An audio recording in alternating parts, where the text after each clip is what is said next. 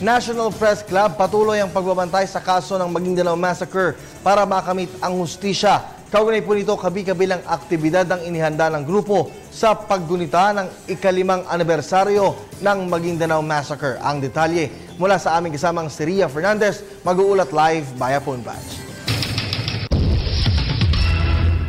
Kirby, nananatiling vigilant ang National Press Club of the Philippines sa kaso ng Maguindanao Massacre. Kalahating dekada na ang nakalilipas mula nang mangyari ang madugong pagpatay sa 59 na tao na karamihay mga taga-Libya noong Nobyembre 23, 2009.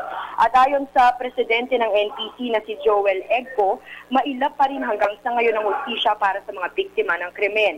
Kaugnay nito, naghanda ang NPC katuwang ang Confederation of Afghan Journalists at Burgos Media Center na mga aktibidad para sa kanilang 1 linggong paggunita sa massacre.